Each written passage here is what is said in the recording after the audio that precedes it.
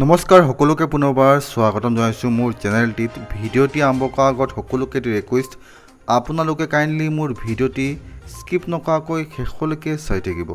চৰকাৰে 2024 চনত সপ্তম দৰমহা আয়োগৰ ঠাইত অষ্টম দৰমহা আয়োগ প্ৰয়োগ কৰাৰ পৰিকল্পনা কৰি আছে। দৰমহা কিমান বৃদ্ধি হ'ব পাৰে জানি লওক। চৰকাৰী কৰ্মচাৰীসকলে সপ্তম পে কমিছনৰ পৰামৰ্শৰ ওপৰত পৰৱৰ্তী ডিয়াৰনেছ এলাউন্স বৃদ্ধিৰ বাবে আগ্ৰহেৰে অপেক্ষা কৰি আছে।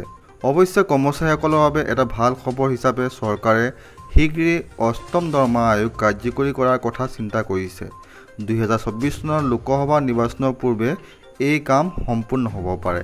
জি নিউজৰ এক প্ৰতিবেদনত কোৱা হৈছে যে অহা বছৰ চৰকাৰী কৰ্মচাৰীৰ দৰমহা 44% অধিক বৃদ্ধি পাব পাৰে। ইয়াৰ লগতে ফিটমেণ্ট ফেক্টৰৰ বাহিৰে আন যিকোনো সূত্ৰত দৰমহা পুনৰীক্ষণ কৰিব পাৰে চৰকাৰে। আশা কৰা হৈছে যে পুৰণি সপ্তম পে কমিছনৰ তুলনাত অষ্টম পে কমিছনত বহু পৰিৱৰ্তন দেখা যাব। সপ্তম দৰমহা আয়োগৰ অধীনত বৰ্তমান কৰ্মচাৰীসকলৰ ন্যূনতম দৰমহা 18,000 টকা আৰু চৰকাৰে এই দৰমহাৰ বাবে ফিটমেণ্ট ফেক্টৰ কাৰ্যকৰী কৰিছিল।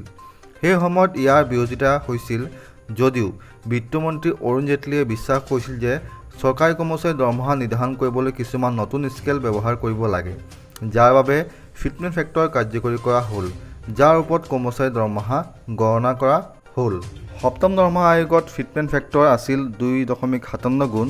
তাৰ পিছত কৰ্মচাৰীৰ দৰমহা 14.29% বৃদ্ধি পায় আৰু এই বৃদ্ধিৰ বাবে কৰ্মচাৰীৰ ন্যূনতম দৰমহা 18,000 টকা নিৰ্ধাৰণ কৰা হয়। একে সময়তে অষ্টম দৰমহা আয়োগৰ অধীনত এইবাৰ ফিটমেণ্ট ফেক্টৰ 3.68 গুণ হ'ব পাৰে বুলি ধাৰণা কৰা হৈছে। তাৰ পিছত কৰ্মচাৰীৰ দৰমহা 44.44% বৃদ্ধি পাব পাৰে। একে সময়তে কৰ্মচাৰীসকলৰ ন্যূনতম দৰমহা পোনপটীয়াকৈ 18,000 টকাৰ পৰা 26,000 টকালৈ বৃদ্ধি পাব পাৰে। বৰ্তমান সময়ত অষ্টম দৰমহা আয়োগৰ সন্দৰ্ভত চৰকাৰে কোনো ধৰণৰ প্ৰস্তাৱ দাখিল কৰা নাই। আনহাতে যদি সূত্ৰ বিশ্বাস কৰিব লাগে তেন্তে 2024 চনত চৰকাৰে অষ্টম দৰমহা আয়োগ প্ৰৱৰ্তন কৰিব পাৰে আৰু 2026 চনত ইয়াক কাৰ্যকৰী কৰিব পাৰে।